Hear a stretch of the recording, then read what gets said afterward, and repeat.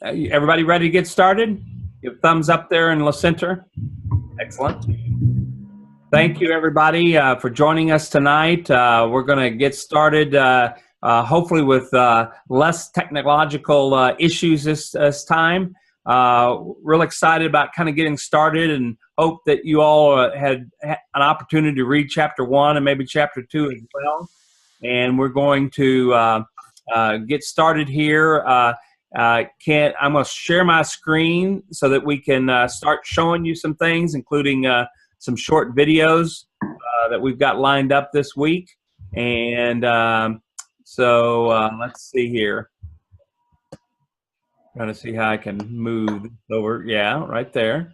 All right. So what I wanted to start tonight with kind of an introduction. You read this in the, I think in the preface of the book that started by saying entrepreneurship is a mindset that can empower ordinary people to accomplish the extraordinary.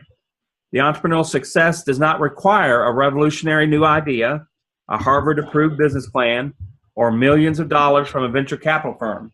The same life lessons that fueled blue-collar, working-class Sam Walton of Walmart, college dropout Steve Jobs of Apple, public housing resident Howard Schultz of Starbucks, and the countless other powerful and successful entrepreneurs are within reach of every single one of you reading this book.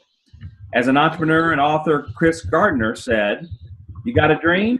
You want something? Go get it." Gardner wrote the book, The Pursuit of Happiness, and it was portrayed by Will Smith in a movie of the same name, which told the story of how Gardner overcame homelessness and adversity through entrepreneurship. Opportunities do not always come with identifying signs screaming, "I am an opportunity. Go come get me." Sometimes, or really most of the time, they're more subtle. So what I'm going to start with is a short video, and then I'll ask after that for Bill to kind of give an introduction to these reading sessions.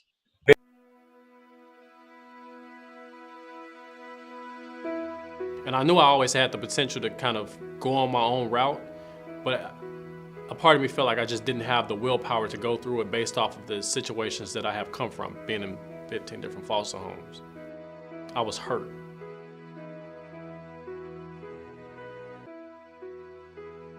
You know, what the world offers a kid, you know, heading in the wrong direction was not that I could be something special. It was that I had to avoid being something terrible.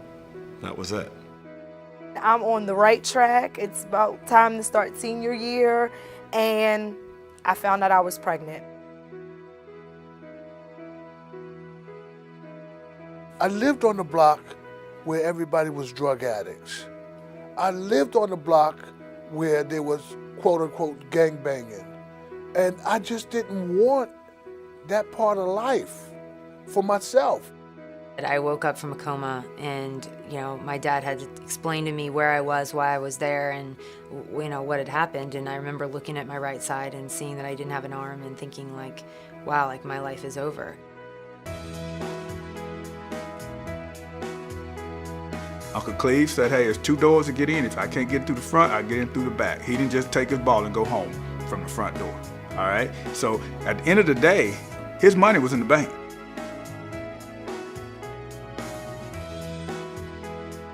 I never thought in my earliest visions would be a $100 million business. You can do anything that you want and apply this rule of entrepreneurship to it. By 2007, 2008, when we looked up, we were at over $1 million in sales. When I was 25 years old, I sold a company for $25 million. I mean, if you don't push yourself out of your comfort zone, you're never going to go anywhere. And I think that's a myth of entrepreneurship, that people think you need a college education, you need an MBA, it's got to be from Harvard, you need to know a bunch of VCs, you need to have a ton of money in your jeans. It's not the way. And there's plenty of people out there that have done it a simple sort of ice house type way.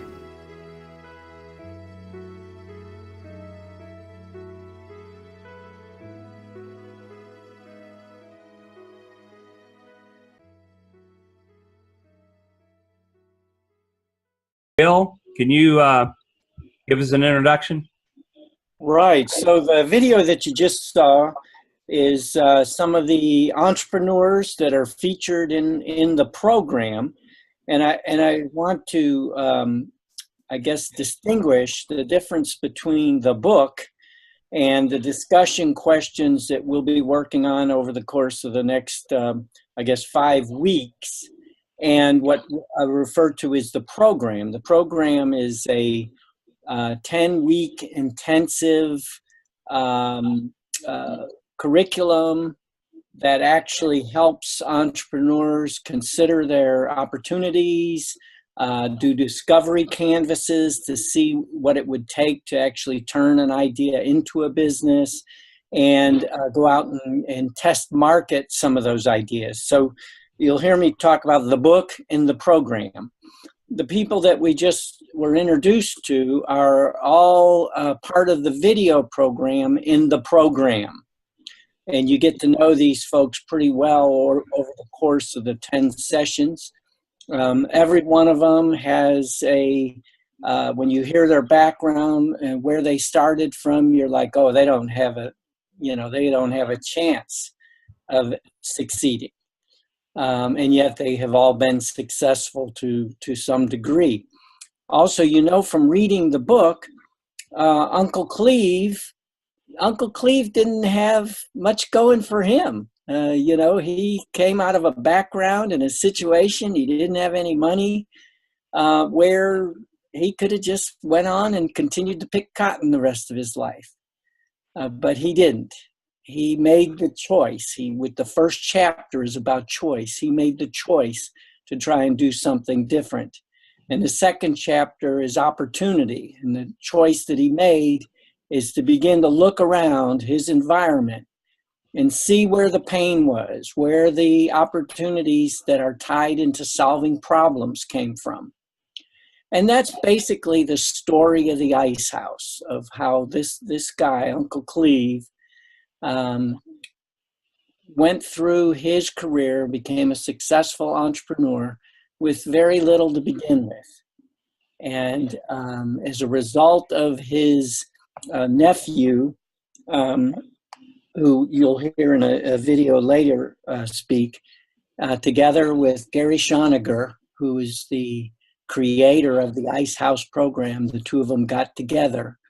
And first the book was written, and then second the program was created. So that's an introduction to what we're doing. It's all about the entrepreneurial mindset and how having an entrepreneurial mindset is the first critical step to becoming an entrepreneur and to being a successful entrepreneur. And we'll talk about the first 2 chapters, which is choice and opportunity. Great. Thank you, Bill, for the introduction. I want to read another little close segment, and then we're going to get into the Q&A of this particular reading session. Life is not a lottery. The ability to choose the way we respond to our circumstance is fundamental to the entrepreneurial mindset. Choices, rather than circumstances, will ultimately shape our lives. An entrepreneur mindset empowers you to be mindful of your choices, choosing the life you want to rather than accepting the life as it is. As we go through this, and as you start reading this book, you will see a remarkable story of how someone, against all odds, lived this life and chose these paths to make him successful and inspire others to be so. On chapter 1, it begins by a quote that says, "I learned this at least by my experiment, that if one advances confidently in the direction of his dreams, he will meet with success at an unexpected rate." Unexpected in Common Hours by Henry David Thoreau. And there was another quote by, "The mark you make today will show up tomorrow." That was a quote from Uncle Cleve. I'm going to play another short 1-minute video from Uncle Cleve's nephew. Before Uncle Cleve came into my life and gave me that job at the Ice House, my world was just like everybody else's world. I had picked cotton every single fall. That's all we did. And then all of a sudden, I'm 13 now, That's almost like a man in the Mississippi Delta. And I'm expected to pick a lot of cotton because that's what all the men did. But then my uncle comes to me and said, I've been watching you. I mean, that is cool. I have been watching you, and I want you to work with me at the Ice House. It was the very first time that I'd gone to work for someone who looked like me, for someone who had his own business, someone who took care of customers, and then took the time to show me how to do the same. Life is filled with routines, things that we expect, things that don't change. And even going to the Ice House, as different as it was, I had no idea that that first day at the Ice House would be the first day for the rest of my life. So we're going, let me minimize this. And so the next step is we're going to start asking questions. And this, again, is the important part for the interactive portion of our session tonight, is to get you all to give us some feedback and your thoughts and ideas. So who wants to go first with which concept or quote from chapter 1 was the most intriguing to you and why?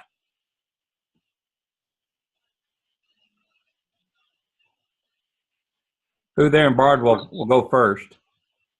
Well, for me, I don't know if it was a quote per se, but the concept of responding and not reacting caught me, because I tend to react a lot more than I respond, which without realizing it, reading this, I've been learning that over the past few years in business, is to respond and not to react. It's healthier, if nothing else, and it's definitely more productive. So that was what I took away. That generally is human nature by many, and thanks for sharing. Who else has some ideas or thoughts regarding that? I thought it was pretty cool at such a young age that he noticed his uncle had something different than everyone else. I mean, even though his uncle didn't confront him until a little later on, he did notice, ahead of everyone else, like, oh wow, he's doing something different. He owns a business, and he's doing well for himself. So that he noticed that and then still worked hard in what he was doing, and then his uncle came along later and pulled him aside. That's pretty cool. All right. Other thoughts? Anybody there in Lecenter have some thoughts they want to share? We're here. We're walking through the microphones and stuff. Okay. Sounds good. So we'll keep going. Bill, do you have anything to add there? Florence? The thing that I guess I want to emphasize from the video is how this young man said, wow, just having an adult pay attention to me, having an adult look at me and say, I've been watching you. I mean, that sounds very simple, but how often do we get into situations, and particularly the people that are in this reading group, where there's young people or entrepreneurs or people thinking about starting businesses who just the act of paying attention to them would be significant. Yep, absolutely. And that's one of the challenges in some communities and some families. There's not that leader in their community or in their family that reacts to them and pays attention. And I think we all have an internal drive, and there's opportunities there. But if somebody doesn't cultivate it, somebody doesn't recognize it, then oftentimes people are just shy and don't act up. And I think the lessons beginning to unfold here, and I especially liked Uncle Cleve's message here, that the ability to choose the way we respond to our circumstances is perhaps the greatest power we have. It is a power that Clifton's uncle, Cleve Mormon, demonstrated throughout his life. He had not a single advantage to claim over any of the others within his community, and most were exposed to the same opportunities, yet many were simply blinded by their beliefs. Now remember, this goes back 30, 40 years ago, in the deep South, where there's so many limitations to those of color that it just was amazing what he did. Florence?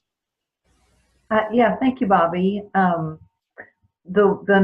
think the interesting thing is that it doesn't matter how old you are when you come to the realization that being an entrepreneur is something that you can attain. We should encourage young adults, teenagers.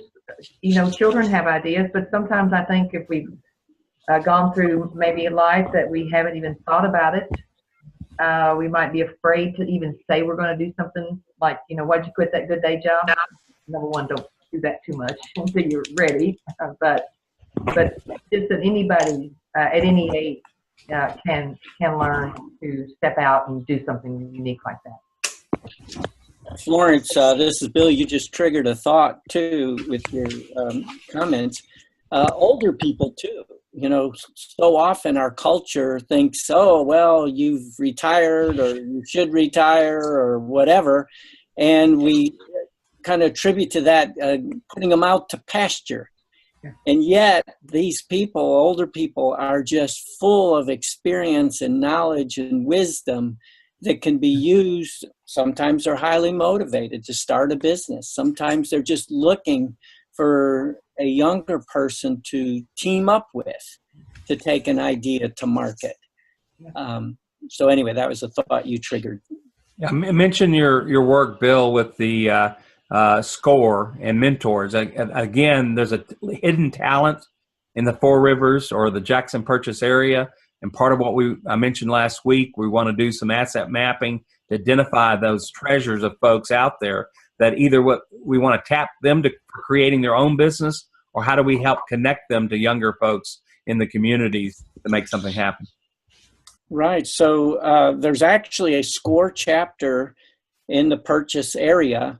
My understanding, it only has a few people that are active in it right now, but we're looking to add others.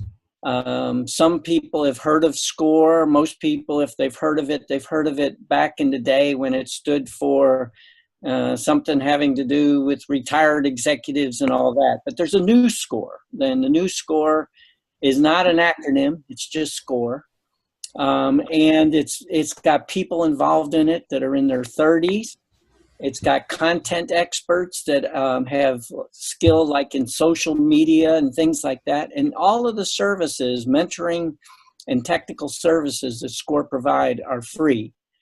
These are experienced executives and entrepreneurs that want to give back to other entrepreneurs. And this provides a mechanism for them to do that. So in Kentucky, we're working on a rural model, a model that uses technology such as Zoom, like we're doing here, to be able to bring that wisdom and knowledge to the cell phone or the laptop of the entrepreneur wherever he's located. Great. What are some of the things in Chapter 1 that Uncle Cleve did that shows how he exercises power instead of just sitting around and letting life treat him the way they treated everyone to that point? Well, he's seen a need and he acted on it. He's seen that everybody needed ice. Everybody traveled through there. That was a perfect place for it. He's seen that it was up for sale, and he decided I can either pick cotton all my life or I can go to work and do a need that everybody else needs. So he just made a simple decision to do it, used everything he had, put it all in there, and bought the place and started running it, which for a black person at that time was crazy to even imagine that you can own and run a place. Yeah, definitely incomprehensible back in those days for him to do that. And I just think it's fascinating when I first read the book a while back, is that he saw that need, and acted upon it. I mean, yes, you got to have the water to get through the day, but he saw what was happening, and then Bill talked, last time is find the starving crowd. It's not just the best new idea. It's just finding a need, and he acted upon it. Okay, let me play one of the other videos and then we'll go on to the next question. Well, I definitely wouldn't consider myself at any point in my life entrepreneurial. I always associated that term with, you know, somebody who's thinking of these amazing ideas and inventing something, and then somehow, you know, goes to market and makes a lot of money. When I came out of a coma and learned that, you know, I had lost my arm and learned everything that happened to me, because I didn't know beforehand. You know, I remember laying in my hospital bed thinking that, like, oh, you know, what am I going to do with the rest of my life? I really took it pretty hard because, you know, I had always just been capable and been able to do things, but now it was like, oh, you know, I've got to figure out a new way of doing things. And, you know, and initially I was really focused on what I had lost. And so once my mindset changed and I was really able to understand why it was important to focus on what I had, not what I didn't have, I was really able to I felt so empowered to do anything. I mean, if you don't push yourself out of your comfort zone, you know, you're never going to go anywhere. So a disabled veteran that just looked at her life and the opportunities and reacted, you know, not as negative, but made some decisions to move forward. The next question that we want to ask is, why is vision important to an entrepreneur mindset? And how does having a vision influence our choices, whether it's an entrepreneur decision or a life decision going forward that you've experienced in your lives?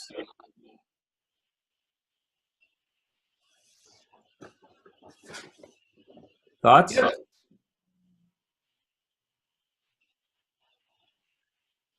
You have to know where you're going. I mean, in anything that you're going to do, whether it's starting a business or whether it's going in life, you have to know your vision of where you're going, because you're the only one that has that. If you don't know that, you're just aimless. I mean, you're not really going anywhere. So the vision of what you want to do becomes very, very important, because that's the first step in laying out a roadmap.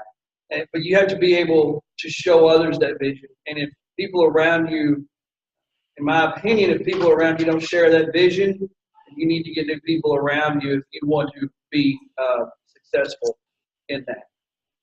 Right. And so and when you all started your business, just give us kind of a high level overview of kind of how it started and how long it took you to go from idea stage to start making something happen. Well, it almost doesn't apply because there was no vision. There was never an intention to be in business. We literally fell into it. It was a hobby, and my dad created something, and he just wanted to show people what he had created, and they loved it, and they started buying it. And then he began to see through that, hey, I might be able to sell these professionally, or at least make a little money on the side, and then it began to morph. So that's actually been a hurdle for us, I would say, is that we never intended to be in business, and there are a lot of challenges that come with that, some of which we still face today. So almost through that, I've learned and begin to see and watching people around me, other entrepreneurs that I'm with, how important a vision is on the front end, how much easier it makes things on the front end, you know. Great. Now, Megan, are you there? I'm sure. What was your experience when you first thought you wanted to open a boutique, or was that the first vision you had? Well, I worked in surgery for 7 years, and I was just tired of being overworked and underpaid for the work that I was doing. And I just grew up in an entrepreneurial family, and I knew that I wanted to do something on my own and be my own boss. So I dove in and started doing a lot of work, just researching. You know, I took a free class downtown at Paducah at the chamber, or through the chamber, and started kind of looking at my avenues. And, you know, I had retail experience and enjoyed it, and it kind of really just took a life of its own, and I started making bangle bracelets of all things. I went to a class, learned how to do that, started making them, started selling them, and then I took out a little business loan from my mom, and it just kind of skyrocketed, and then it just took on a life of its own. I had to, within 3 months, I had to move into a bigger space, and then now we've outgrown our space, and we're going on 3 years, November 1st. So. Excellent. That's certainly a great story. Anybody else want to share their experience? I know Bill, why don't you tell the short story about how you went from director to seeing a need and creating some pretty cool stuff? Yeah, so I really related to the first gentleman that said they were just kind of doing something that seemed like a good idea, and next thing they knew, they had this growing business to deal with. And I think I said last week I was a band director, and we had built a very successful marching band program in a very small community, and everybody wanted to know how we did it. And so we started telling people, and then we found out that people would actually pay to come listen to us and have us show our techniques and things like that. And before we knew it, we had a very similar situation where the demand was increasing dramatically. It was 4 band directors. None of us could even spell business, let alone know anything about running one. And we were playing catch up for about 3 years, just trying to figure out enough about business to keep from totally caving in on ourselves. And it's the one thing, I guess, that carried us. We didn't have vision. I mean, we didn't certainly call it vision, but we did have passion. We were very excited about what we were doing and very excited about sharing it with our customers, which we didn't even consider customers at the time. They were fellow bands people. Cool. Well, I want to read another short segment here leading into some of the lessons that Uncle Cleve gave, starting the timeless application. I ain't what you don't know. It ain't what you don't know that gets you in trouble. It's what you know for sure that just ain't so. Oftentimes we know the reality of things, but we don't really want to admit it to ourselves or accept that reality to make our choices in life going forward. Uncle Cleve talked about the ability to choose the way we respond to our individual circumstances is perhaps the single most powerful ability we have as human beings. It is also the fundamental concept that lies at the core of an entrepreneurial mindset. Rather than reacting to our circumstances, we all have the ability to choose the way we respond. It is a subtle yet powerful distinction, yet it is one that many overlook. We all make assumptions about the world around us. We make assumptions based on our experience and our observations. We often buy into the collective mindset, and that's something that I've been guilty of as well, is that we say, oh, everybody's going the same way, let's follow the leader. But we follow the collective mindset of those around us. We make assumptions based on what we may have been told or encouraged to believe, yet we have never really tested ourselves. We also make suppositions about our own abilities, about where we fit in, what we are capable of, and what we deserve. Yet here, too often, we often do so without ever really challenging these ideas. And by doing so, so many, by accepting the limitations that are actually self-imposed. So again, the idea of this whole course or this whole book and where we're headed with this is to empower each other to make choices, to challenge the status quo, and find a path that helps not only yourselves and your family, but how we help our community. As we discussed last week, the challenges facing rural America are daunting, and that jobs are leaving, like Verso and USEC, and other things that have disrupted families and disrupted the community. And one of the key ways to, just accept that, or set out the passion, and you all are participating, and that shows that you've got a passion and interest of doing something for yourselves and communities. But we got to do something and encourage people to do others. So the next question I wanted to raise the discussion is the ability to choose the way we respond to our circumstances is perhaps our greatest power. Do you agree or disagree with this statement? And if so, why? And illustrate how choosing a response in your own life changed your circumstances or led to your personal growth. So what I'd like to hear from some of the participants is, put it in your context. Share a story about how you made a decision to do something different than maybe the status quo, and how it's helped change your life.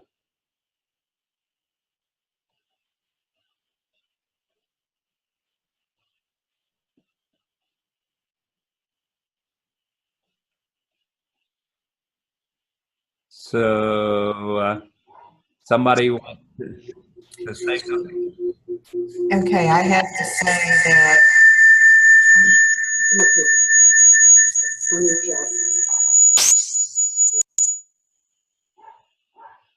well, we're having that reverb problem down in La Center. What? okay, how's this? Similar. Here's what I'm going to suggest is, Julie, why don't you have her call my cell phone, and I'll put the cell phone up to the speaker here so we can share her ideas, her thoughts. And as we're waiting on that, why don't we ask somebody else in Bardwell there an example? I guess I can kind of, when I started or opened. Megan? Yeah. Can you step in front of the camera so we can see you? See me now? Yeah. I guess whenever I started or opened my store in Bardwell, the second bigger location, I had a lot of people come in, and I mean, just people in the community, and then people that I've known my whole life basically tell me, well, this will never work. It'll never work. And I kind of was like, okay, well, we'll see about that. So I felt like I was challenged, to make it work, to kind of prove that, it can work. And, I don't have to be in Paducah. I mean, our town needs something. So, and then November 1st, I'll be in business 3 years. So. Excellent. Now we got Myra. Yes. Okay, let me see. Go ahead. Well, I was just going to say that I agree that it's probably the greatest power we have. When I worked with victims of domestic violence, that is what we tried to instill in them, that they do have the power to choose what they wanted to do with their life. And making the right choices allow you to change your circumstances. And I saw it time and time again. Somebody who evaluated your choices and then moved on. And particularly victims of domestic violence think that they have no choices anymore. And helping them understand that they do, and move past what their circumstances are. Sorry, it's reverberating here. It's working good on this end. Can everybody hear? Okay. Yeah.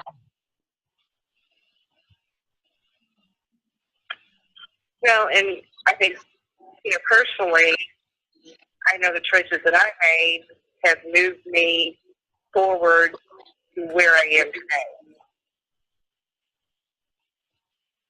Great. Okay. And Florence? Yeah, I was going to add in several different instances in my various careers. I've met individuals who challenge challenge me, and so at times I have visualized what my long-term goals are, and I've tried to focus on the fact that those long-term goals are bigger than this situation.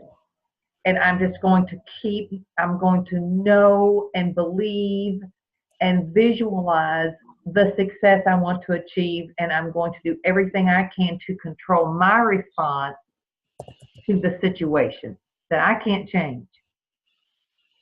Change it if I can. It's that serenity prayer. But to respond does take a lot of self-control, but you can learn it. That counting to 10 does work sometimes. Yep. Other thoughts from any other participants?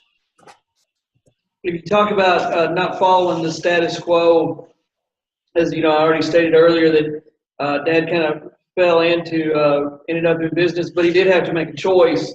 And the decision that he had to make, which I would say was completely against the status quo, was he was within about 10 years of retirement. He'd been at the paper mill for 32 years, and he had to make the decision to resign and walk away from everything he had worked for and worked toward.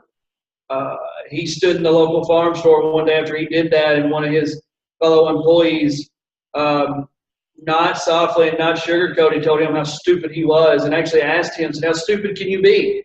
You know, what are you thinking?" And unfortunately, that paper mill is closed now, and that same gentleman is looking for work. When I had to make the decision to leave my job, in which I had been already told I was getting a promotion. It was, I don't have a crystal ball, but I would say I was on a good shot to be within 10 years in a corporate position. So we had to make decisions there that were going to greatly affect our life. Dad had no idea the paper mill was going to close. I had no idea that the factory that I was working at the time is struggling pretty hard now. And it's not to say that it's been a bed of roses or we've been in a bed of roses, but you talk about going against the status quo and doing something outside of the box. Those were tough decisions.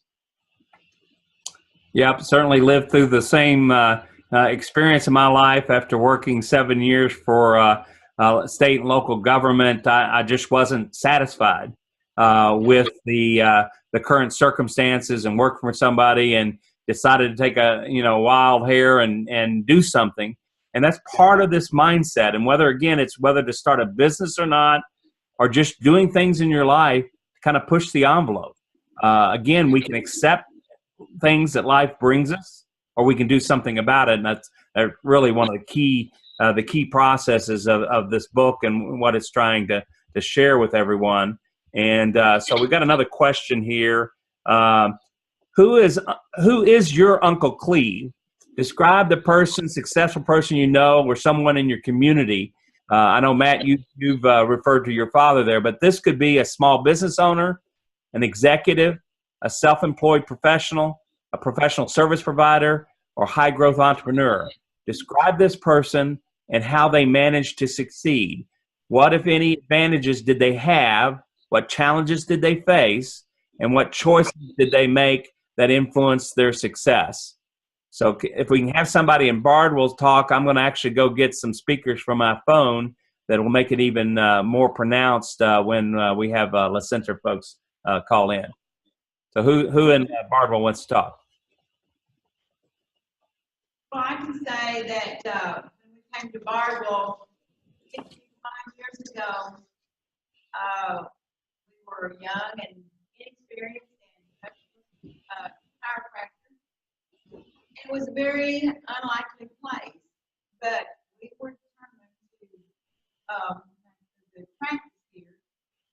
And we worked hard and good service. And I guess he was probably one of the most successful practices in the whole thing.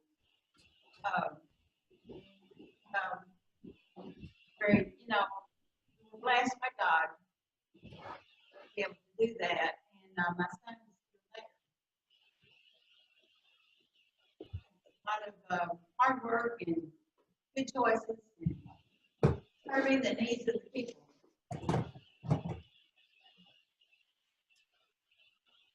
Okay. Who else?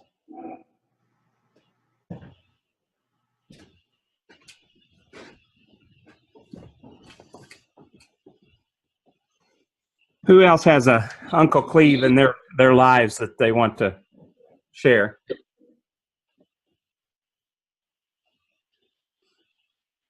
Well, Bobby, I would have to say in my career, there was a whole series of Uncle Cleves. You know, sometimes it just was astounding to me how the right mentor or the right influence showed up at the critical time when I was grasping for answers and didn't know where to turn. And in every single case, it was somebody that saw in me the passion, the drive, the desire to make decisions that could ultimately succeed. They were able to add value to that journey, and sometimes just the encouragement, sometimes just seeing somebody that is successful and have them sincerely look at you, make a comment, a few words of encouragement. And gosh, in my case, I was ready to jump on the horse and ride as hard as I could go again.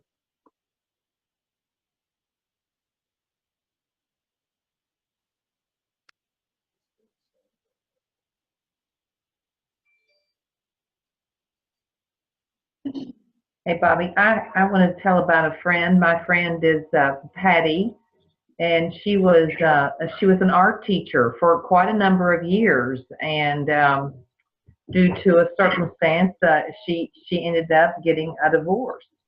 And she wanted to keep her lifestyle. She wanted to keep, in particular, a house that had was really special to her because it had part of it was 100 years old, and it meant a lot to her. And so she decided to change her career, and she first became an insurance agent. And I think about her, and I know that was a big hurdle for her to take that step and to try something so completely new. And what she did was she believed in herself. She was willing to learn and listen and have mentors. And so she has gone on now. She's a financial services advisor with her own business. And she is optimistic, and she believes in others and encourages others as well, as the kind of what I imagine she did for her own self. But I admire that because she probably, you know, I know she overcame a lot of fear that she would succeed, and what would people say, and could she make it? Yep. Any other thoughts or comments? Okay, let's go on to the next question. And a part of, again, this process, I shared with everyone today these discussion guides, and would like to encourage you all as you read chapters 3 and 4 to kind of make notes along the way so that you can help us in terms of sharing your experiences and observations. I know from my experience that listening to others is very helpful, just to kind of understand where it fits with you, or experiences you had that can jog other ideas and stuff to share with each other on this journey here together. So how might working side by side with someone who sees the world differently than you do influence the way you see the world? Do you have folks in your life that look at the world differently?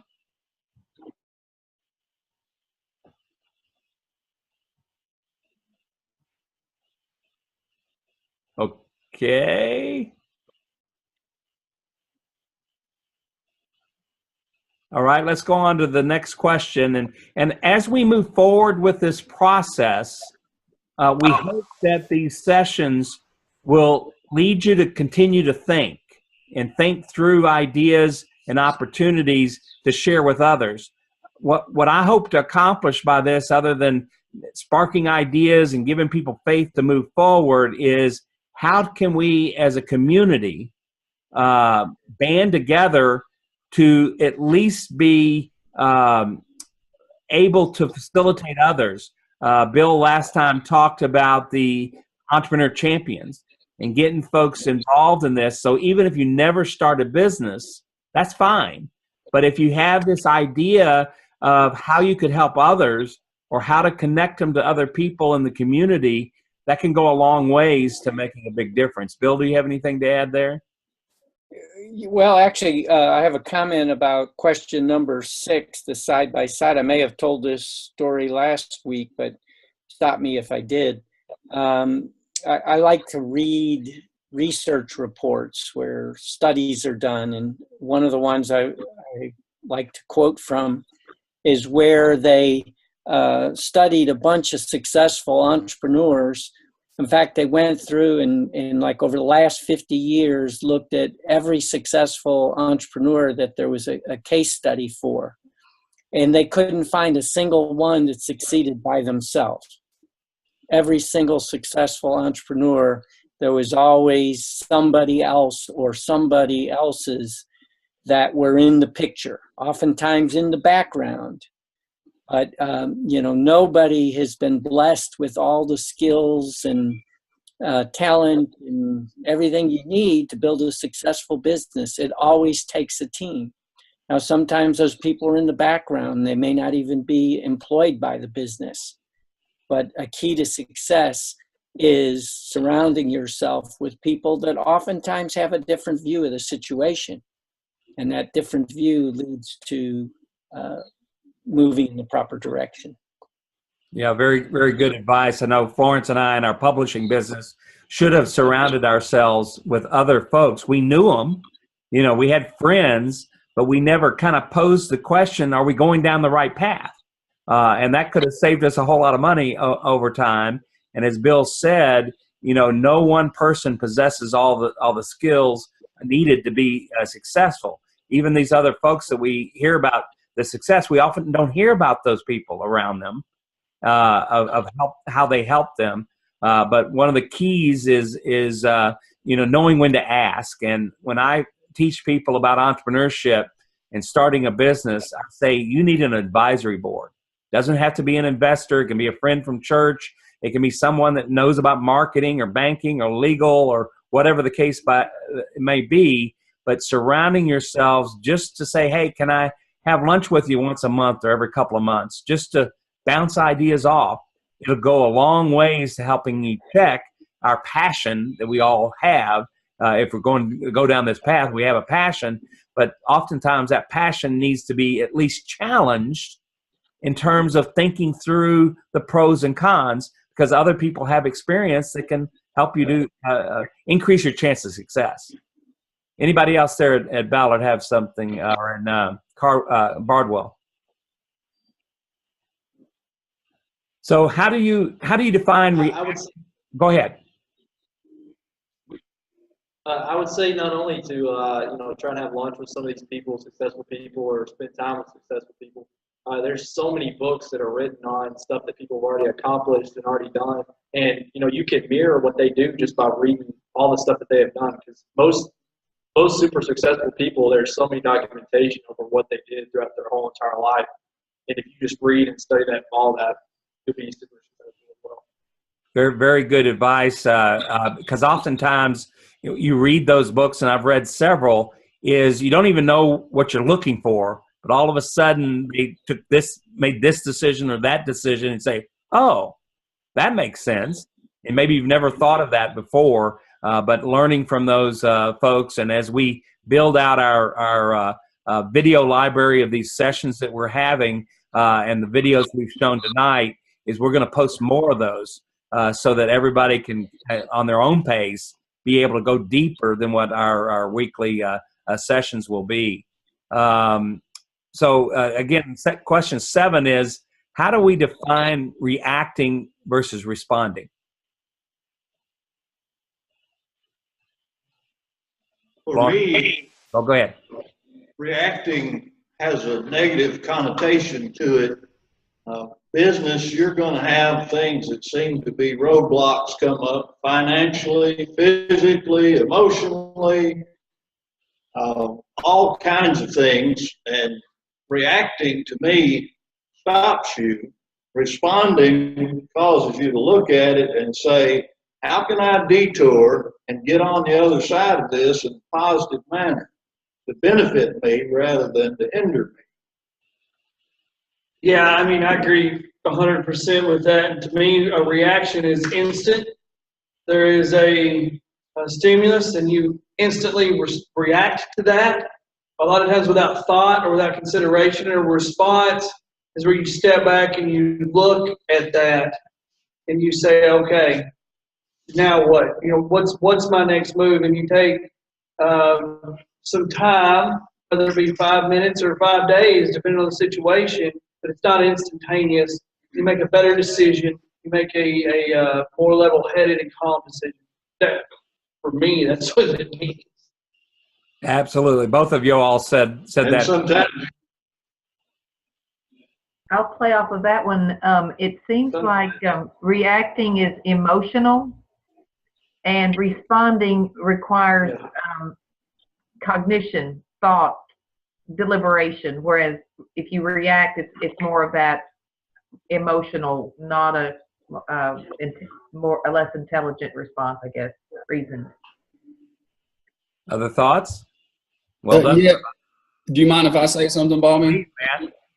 All right. So for me, responding is kind of like creative. So like reacting has the prefix re, and re means to do again. So like you reread, you read again, reuse, you use again. So for me, reacting is kind of acting how I always act. And so if someone cuts me off on the freeway, my reaction will be like to say something I shouldn't say or give them a gesture I shouldn't give them. Whereas responding is a creative act because I actually am choosing what I do in that instance. And so like if someone hurts me and I react, I'm going to hurt them back. But if someone hurts me and I respond, I'm kind of creating something new.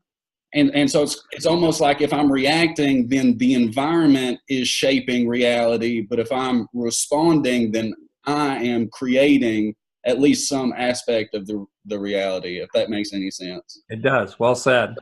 Other thoughts? Okay, question number 8, and then we'll move on to chapter 2 here directly. Is challenging the assumptions we make about the world and ourselves important, and why not? Matt, I see you nodding your head. Oh, all right. Yeah, I think this kind of ties in with the whole chapter. And so I heard someone way smarter than me say one time that if you change the things you look at, then the things you look at change. And so a very basic example is if I'm in a relationship with somebody and I'm just looking at all the ways that this isn't perfect, all the things that get on my nerves, then all I'm going to see is how this just isn't good. But if I'm looking at how blessed I am, how this person thinks about me, and this person cares about me in these ways, then what I see is the reality of the blessings that I have. And so if I don't challenge my assumptions, like if my assumption is I don't deserve better, then I'm never going to get better. And I need to challenge that assumption before I can kind of move beyond it, because you do kind of tend to create your reality. If you think you don't deserve better, then you're going to live from the reality of, hey, I don't deserve any better, so I'm just going to keep on doing this. Whereas in the book, he kind of talks about like Uncle Cleve instilled in him that he deserved better. And so even when he's later in St. Louis, ankle deep in dishwater, knowing that he deserves better got him to go out and apply for more jobs all the while. And so that new reality might not have come about if he didn't challenge the assumption that he didn't deserve better. Well done. And for the record, Matt works for our nonprofit, Sustainable Business Ventures. He's a Vista AmeriCorps and grew up in Pikeville. So again, his experiences are similar to others in Western Kentucky in the rural areas. And I saw Matt Haney nodding his head as well. What were your thoughts, Matt? Well, I mean, very similar. I would come at it from a little bit different angle, but it's still the same concept that sometimes we may make assumptions about what we do deserve or where we should be, and it's good to challenge that and step back and say, okay, have I done my due diligence to deserve what I think I deserve? And I think what the author did and it's just two different perspectives looking at the same thing and almost coming to the same conclusion. When he found himself washing dishes, he realized that he hadn't done his due diligence to get better. So maybe at that point, place in time, he didn't deserve better. But what that did is it made him go out and beat on doors and fail and get rejected and keep going until he did get and had done the work and had educated himself to the point where he did deserve that. But I mean, it probably goes a lot deeper than that about, if you're thinking about starting a business, if you're thinking about making any change in life, better challenge any assumptions that you make and look at that, look at that situation from every single angle you can. And a lot of times look at it from an angle that is not necessarily your thought process, if that makes sense. I would say if you have people you can talk to that think differently than you, you should do that and do it in a conversation. If we could get our government to do that, we'd be in a lot better place. Well said. That's one of the best things I've heard tonight. It's so apropos with the challenges that we have in our country and in our communities and the like. So again, I think that's one of the big lessons of chapter 1 leading into chapter 2. Good transition here of how he experienced, the lowest, circumstances. But if he hadn't been taught by his uncle, and he saw those examples every day from his uncle, he would have still been washing dishes. And so it is a great opportunity. So let's transition into chapter 2, and then I've got 2 more videos I want to play. At the beginning of chapter 2, it talks about in the midst of a difficulty lies opportunity from Albert Einstein. And then Uncle Cleve says, remember, daylight always follows nighttime. We've all experienced challenges in our life, very depressing, very heartbreaking type thing. And it's never easy to get there. But little lessons like the daylight always follows nighttime, is a message about how we need to look and face our challenges and the problems we have in our life to do something about it. Let me play a video here. Before I started working at the Ice House, as a little boy, I can remember sitting on my great-grandfather's front porch, sometime on the steps, and I literally had my knees put up to my chin, just me. And I was looking as far as I could. I was looking for something. I didn't know what I was looking for. I think we all sometimes are looking for something and we don't know. But for me, all I could see was the same thing, day in and day out. The cotton fields of Greenfield. They were there. That was my view. But when the Ice House came into my life, I realized that there were opportunities, that there were things that I could do that I had not dreamed of. But there was somebody who was right around the corner of my life who brought that opportunity into my life. Again, well said. So what we want to do in looking at that, and as you can tell, these chapters weave in some of the same messages related to the importance of kind of where we're going with this story. Problems are often opportunities in disguise. Entrepreneurs are problem solvers, and the secret of their success lies in their ability to identify the problems and find solutions. An entrepreneur mindset challenges you to see problems as opportunities. How can you learn to solve problems for others as a viable path towards individual empowerment. So let me play another video here of how this guy just saw an opportunity and did something about it. I was in a McDonald's drive-thru of all places, beat up old pickup truck with plywood side panels built up in front of me. It said Mark's Hauling on the side. And it was spray painted letters and just a beat up old truck. But I looked at that truck and connected with an idea of, wow, I should get out and buy my own truck and start hauling junk. Got out there, had a truck within a week's time. Company was called the Rubbish Boys. Really, it was just me, but I had a vision for something bigger. And got out there and started knocking on people's doors when I saw they had a pile of junk sitting outside their garage or in their laneway or their alley. I'd introduce myself as Brian from the Rubbish Boys and would offer to haul away their junk for a fee. And that business model is one that still exists today in 3 countries, 250 franchise partners. It's the basis for what I've created with 1-800-GOT-JUNK, a simple core business doing it better than anyone else could. There's great brands out there. Apple Computers started with less than $10,000 out of a garage. Wrigley's Chewing Gum started with $1,000. There's all these success stories of businesses that started with very little. And I think there's something to be said for that. As you get out there and you build a business from scratch, that's a myth of entrepreneurship, that people think you need a college education, you need an MBA, it's got to be from Harvard, you need to know a bunch of VCs, you need to have a ton of money in your jeans. It's not the way. And there's plenty of people out there that have done it a simple sort of ice house type way. Yeah, Bill, share your thoughts and experience.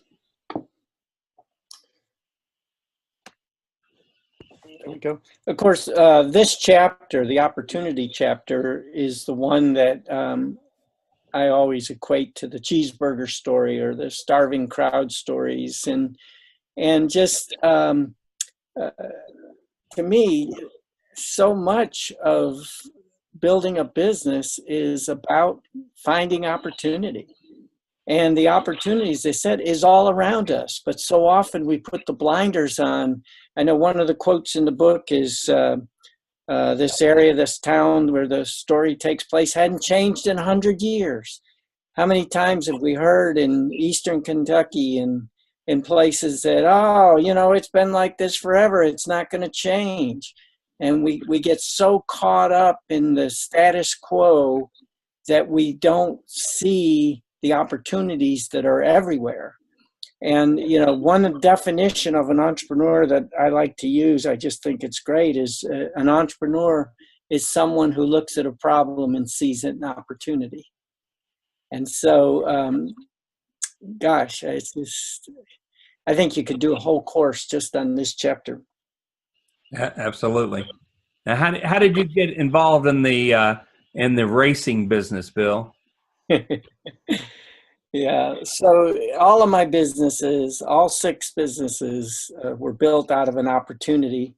I like to tell people, except for the first business that was band related, I didn't know anything about the product or how to make the product or deliver it. But I did know something about seeing a problem and finding the opportunity. We built the band hat business and had like 60% of the market. And we did it by building capacity during the peak season, because as band directors, we knew you really only need your band hats.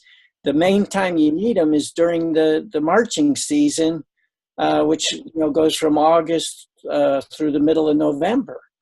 And the companies that were in the business, they made the same number of hats in February that they did in August. So we were able to capture market share by building a lot of capacity to deliver hats during the time when people wanted them.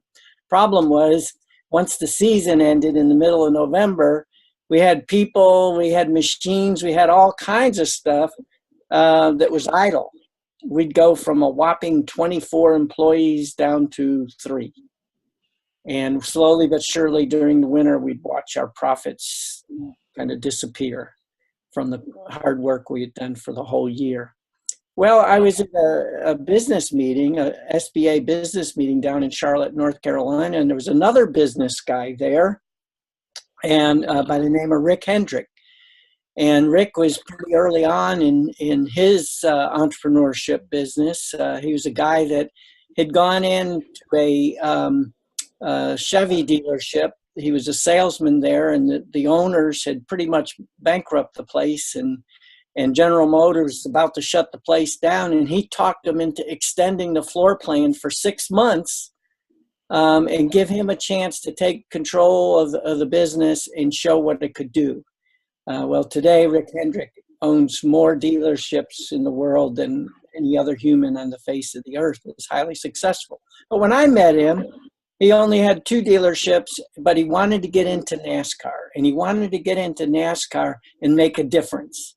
His quote to me that I always remember was, I'm going to change this sport. I'm going to make it so that business executives in 3-piece suits want to go to a race. And at the time, we used to joke that NASCAR was for the beer drinking, chicken eating crowd. And anyway, he decided one of the ways he was going to do that, he was going to take his team and make them look really sharp. He needed uniforms for them. And back in those days, the racing teams, the pit crews, didn't have uniforms. They just had, blue jeans, and occasionally there might be a satin jacket with the name of the team on it or something. So he said to me, do you know anybody that could make a uniform for my team? And I said, I sure do. And he said, who? And I said, me. And he said, you? He said, I thought you make band hats. I said, yeah, but let me tell you something about band hats. All the covers on band hats are sewn onto a plastic shell. We use shoemaking equipment and special equipment to be able to do that. And the people that sew band hats can sew anything. In fact, they're some of the best sewers around. And I told them the story how in Sylva, North Carolina, where we were, there were over 3,000 sewers. And we didn't have a lot of capacity, but we could grow really fast. And he said, well, I'll give you a shot. So we made some uniforms for his team, made some jackets, and put some embroidery on it. We brought the first 6-head computerized embroidery machine into this country and started putting the names and cool stuff on the jackets. Well, of course, when the other teams saw this, they said, whoa, that's cool. Where'd you get that? And he said, well, these guys down in Sylva did it for us. And that year, Bobby Allison had won what in the day was called the Grand National Championship. And Bobby was driving the number 11 car, and he came up to us. We met with Bobby, and he said, do you think there's any way you could put my car on the back of a jacket? And of course, because I was oblivious to what it takes to make any of these products, I'd always say yes. And then I'd go back and say, how are we going to do this? And my people would figure out how to do it.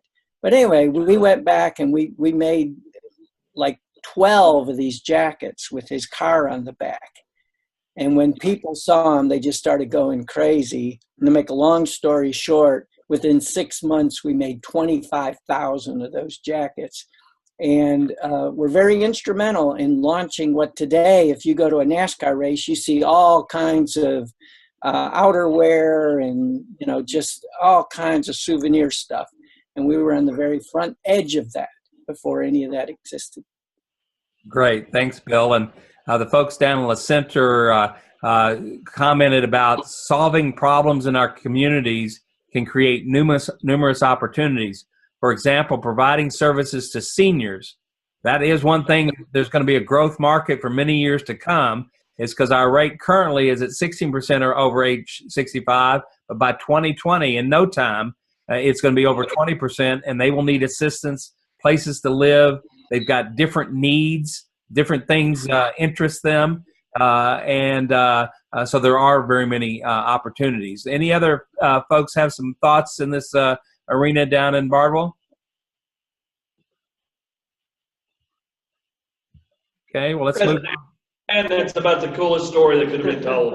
I'm just going to throw that out. I've always been a Bobby Allison, a Davey Allison fan, and I remember those jackets. I'm pretty positive. Well, you know who created them, and again, it is a good story from the context of he got into band uniforms because he found a particular need for that particular market, and then he knew, or at least was resilient enough to adapt to the circumstances and found opportunity to grow his business. So question number 3 here is Uncle Cleve was always talking to himself, a trait he taught to Clifton. Does anybody here that is in this participating, do you all talk to yourself? Oh, yeah. There's Megan, yeah. And is it, Megan and others there, is it negative stuff or positive stuff? Well, I guess it depends on what side of the bed I wake up on. Well said. Well said. And we're getting echoes there from La Center as well, that always talking to yourself. And the question is it about mistakes that you made, or is it about opportunities?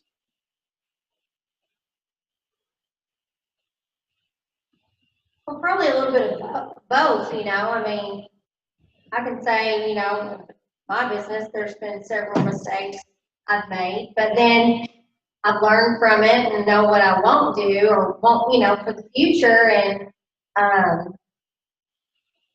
you know, and seeking out more opportunity. It just, you know, I mean. That's great. Hey, Florence, why don't you talk just a thumbnail about infinite possibilities, because I think it's relevant to this idea of when you talk to yourself, what are you saying? Well, this program, of course, is it involves a great deal of visualization and positive self-talk and understanding, but the essence is a very simple statement that I keep in front of my desk, and I remind myself and I tell other people, and it's thoughts become things, choose good ones. And all of this about the negative talk and the positive talk, one of the things is that we all engage in that negative derogatory talk every once in a while when we do something, or more often.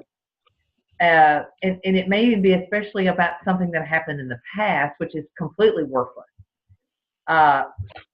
You know, there's nothing positive can come of just reliving that mistake, unless you do turn it around and say, okay, what am I going to do about that? But the thoughts become things, choose good ones. It's like this aura of positive or negative ions that surround you, and you attract. Your thoughts create your reality. I might see someone over there talking and they may be saying something nice, but I've got this mindset that I'm down and I'm just not going to think it's anything good. So thoughts become things, choose good ones. I say it all the time. Yeah, it's a good way to kind of look at life, and you do need to think to yourself, analyze, you know, the challenges that you were faced with, and understand what you what happened, and maybe what I could have done differently. But it's more important is what I'm going to do tomorrow. What I'm going to do to do things to accomplish my goals. Other thoughts? So Uncle Cleve, question number 4. We're getting ready. We're about 8-9 minutes away from wrapping up. Uncle Cleve wanted something that was his own, that no one else could take away from. Many entrepreneurs feel the same way. They don't want to be held hostage to someone else's rules and possibilities of layoffs, firings, and so on. Is that perspective appealing to you, and why or why not? And Matt Haney talked about the circumstances, you know, in his life and moving forward in the entrepreneurial path that again wasn't happy with letting someone else control your life. Any other thoughts from everybody? Anybody?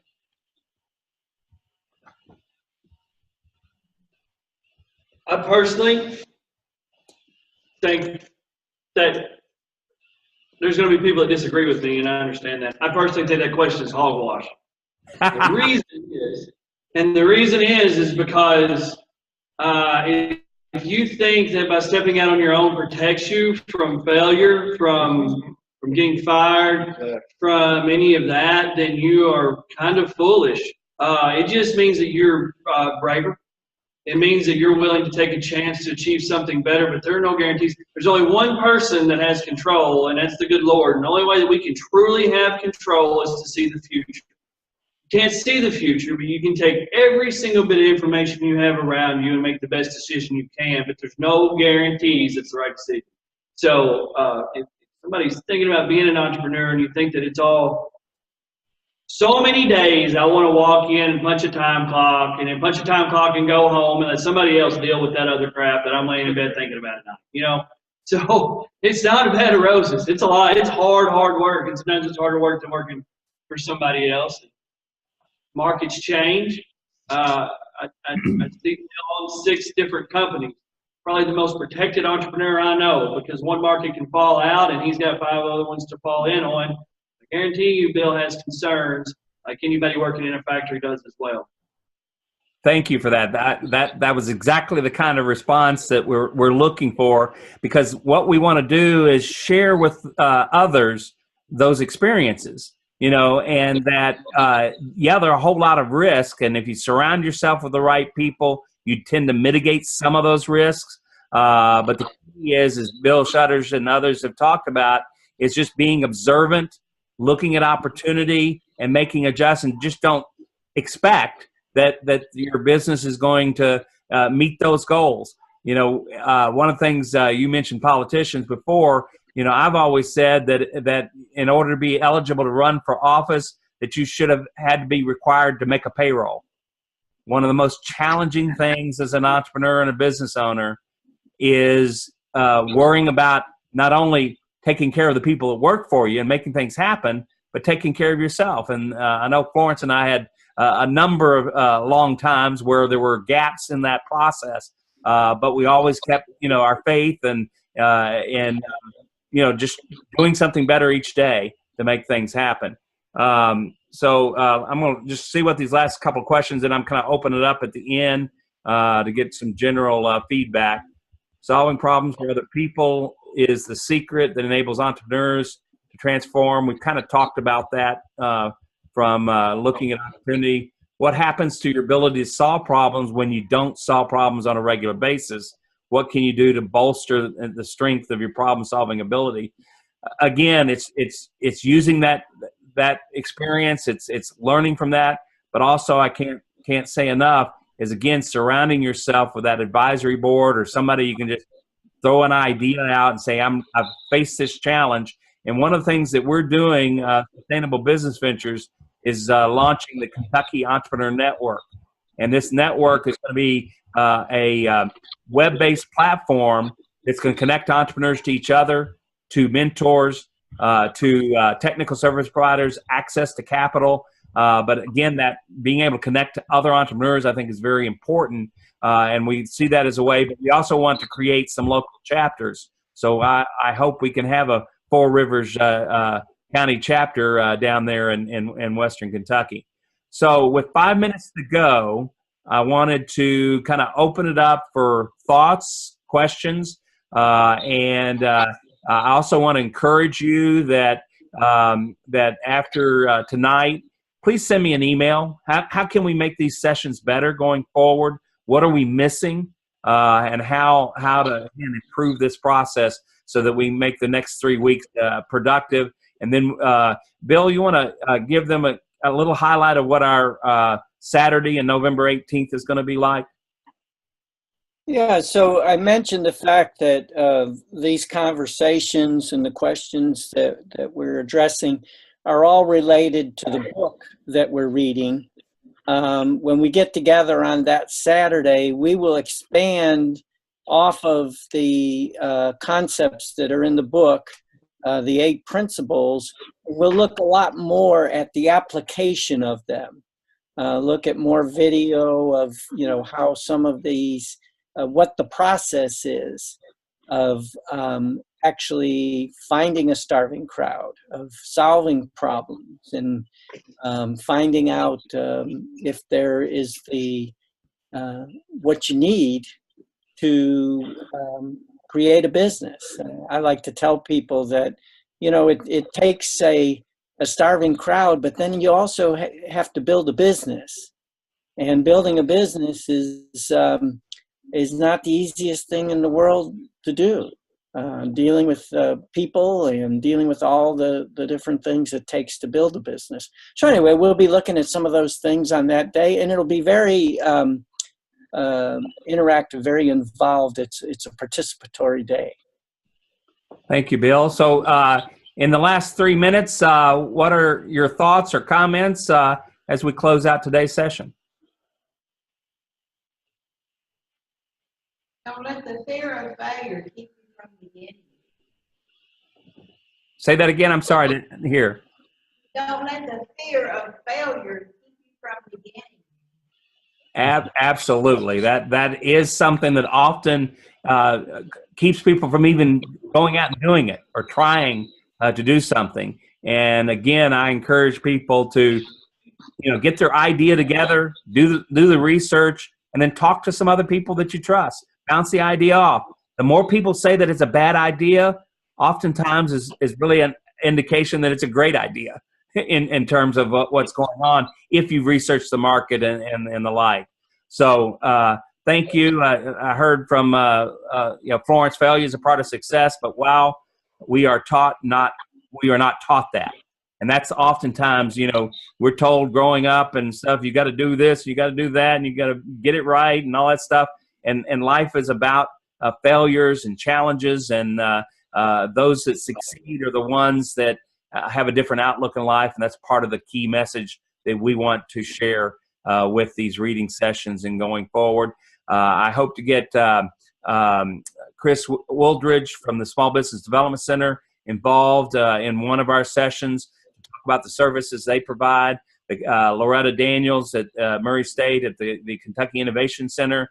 If you've got a real good idea that's really marketable and investable, they have a $30,000 proof of concept fund and other access to capital.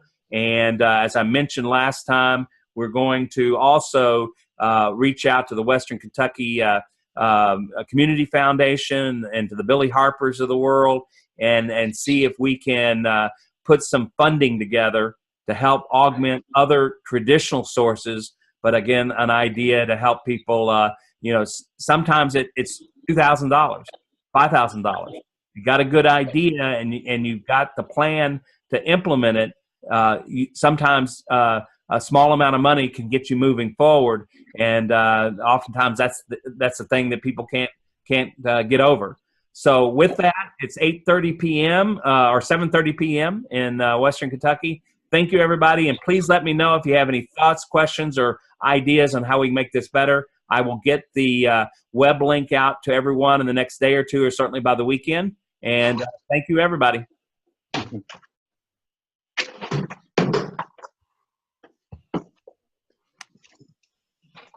Thank you, hostess Megan. Sorry I was outside. I was having a little difficulty with my credit card. I've got about $5,000 worth of merchandise trying to draw off, and it's not wanting to go through. So, yeah.